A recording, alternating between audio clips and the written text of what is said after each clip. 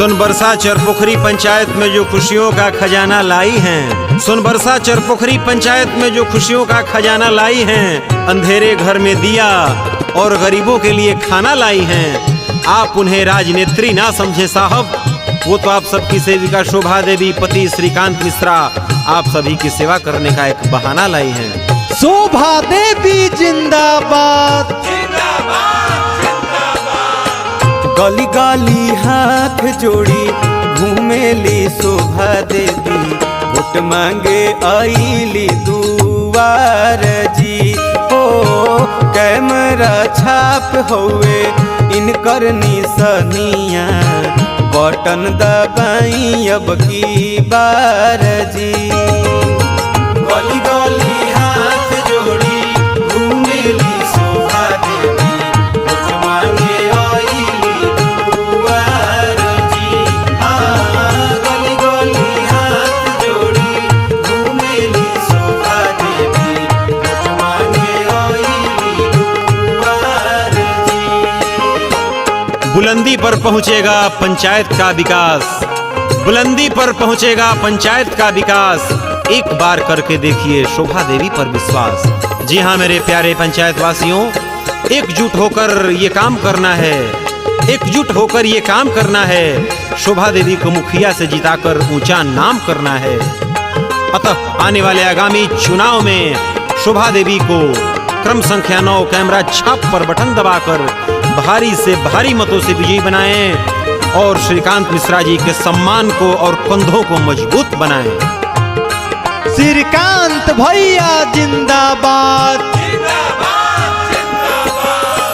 हाथ जोड़ी सब कसे करली बिनती, दी जाइन का के प्यार जी।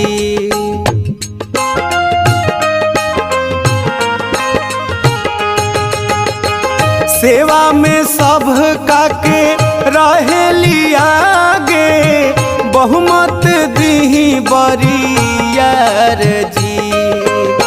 नलिया गली तो सब चमकई हैं, सबके दीवई हैं रोजगार जी।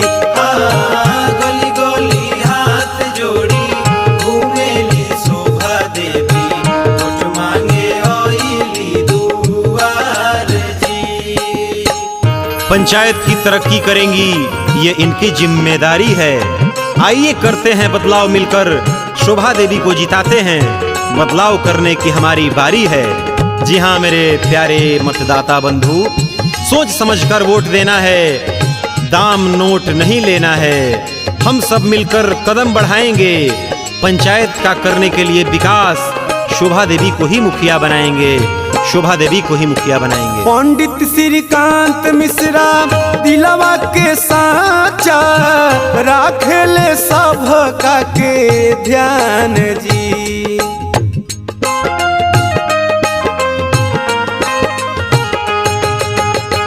सरकारी योजना के लाभ दिलावाई है, सुन वर्षा पंचायत के बढ़ी नाम जी।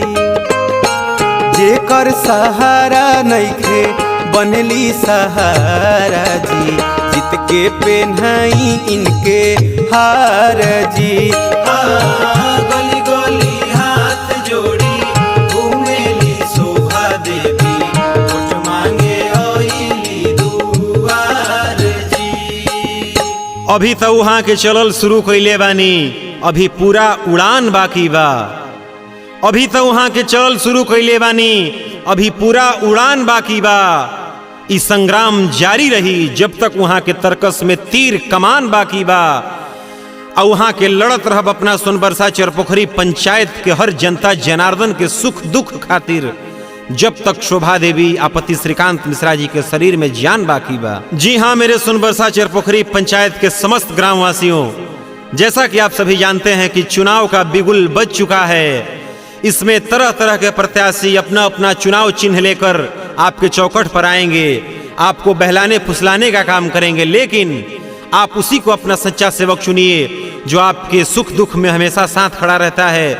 और ऐसी मात्र एक ही आपकी सेविका हैं शोभा देवी पति श्रीकांत मिश्रा, अतः इस बार आने वाले आगामी चुनाव में क्रम संख्या 9 पर कैमरा छाप पर बटन दबाकर शोभा देवी पति श्रीकांत मिश्रा जी को भारी मतों से विजयी बनाएं और अपने सोनबरसा पंचायत की समस्त जिम्मेदारी इनके कंधे पर सौंपें। दूध को दूध, पानी को पानी कहेंगी, दूध को दूध, पानी को पानी कहेंगी, मेघ की गर्जना बनकर दरिया की रवानी कहेंगी।